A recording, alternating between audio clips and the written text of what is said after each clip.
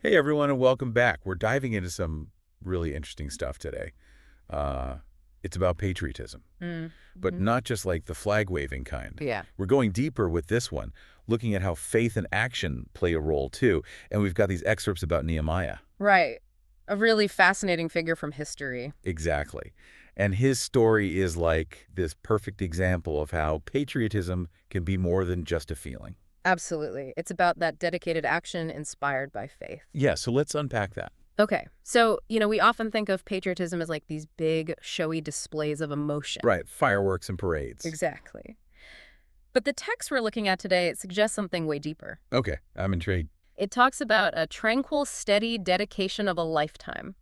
That's powerful. It is. It's a quote, actually, from Adlai Stevenson. Oh, wow. And it just perfectly captures what we're going to be talking about today. I love that. It Oh. makes you think about all those people who are out there quietly working to improve their communities or standing up for what they believe in, even when it's tough. Yeah, it's not about those fleeting moments of passion. It's about that long-term commitment. Absolutely. A lifetime. Have you ever met someone like that? Mhm. Someone who just embodies that kind of quiet patriotism? Oh, definitely. I think we all have. And the text we're looking at today, it actually brings up Nehemiah as an example. Oh, yeah.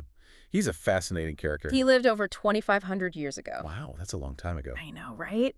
And he served as a cupbearer to the Persian king Artaxerxes. A cup. Basically like a personal assistant, but with a lot of responsibility, Yeah. Okay, so he was close to the king. Very close. Interesting. So anyway, Nehemiah hears that Jerusalem, his ancestral city, Mm-hmm. is in ruins.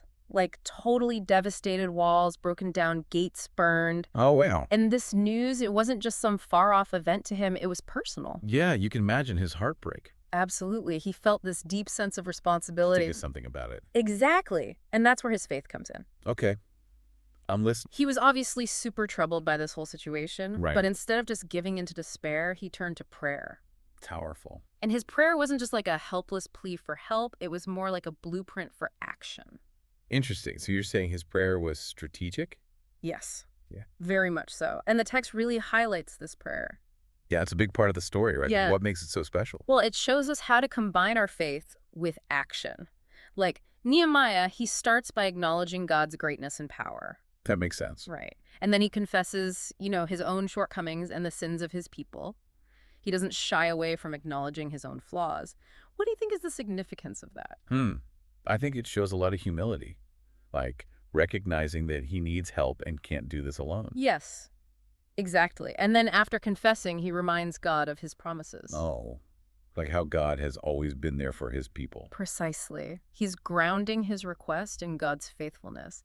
It's almost like he's saying, God, you've always been there for us, and I trust you to do it again. And then finally, he lays out his specific request. To rebuild the city. Yes, he asks to go back to Jerusalem and rebuild. So he doesn't just pray for a miracle. He asks for the chance to be part of the solution. Yes. And that's where we see this amazing balance between faith and works. Right. Because he doesn't stop at prayer. Exactly. Nehemiah takes action. He goes to the king and boldly but humbly asks for permission to rebuild. Such a great point. It reminds me of something else the text mentioned, the parallel between Nehemiah and the Apostle Paul. How do they connect in this whole idea of patriotism and faith? Oh, that's such a great observation. They both were deeply devoted to their people, Right. even though they lived centuries apart and had different roles. Yeah. Nehemiah was focused on rebuilding a physical city, while Paul was spreading the message of the gospel.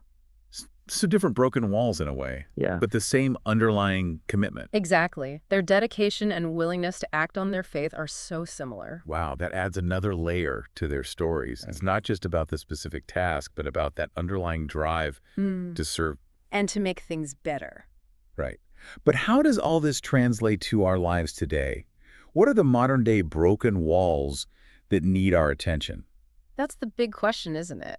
It might be something in your local community, like a school that's struggling, or maybe a lack of resources for the homeless. Right. Or maybe it's an issue on a national level that really gets you fired up.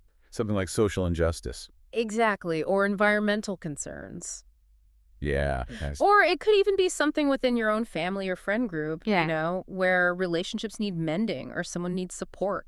So it's like we each have our own Jerusalem. Yes, our own areas where we can make a difference. That's a cool way to look at it. Right. But then the question becomes, how do we go from just recognizing the problem to actually doing something about it? Yeah, how do we take action? Well, it starts with acknowledging the problem and letting it stir your heart. Okay. Like Nehemiah, we can take those concerns to God in prayer, Right. ask for his wisdom and guidance, and then we need to be bold enough to act. Even if it seems small.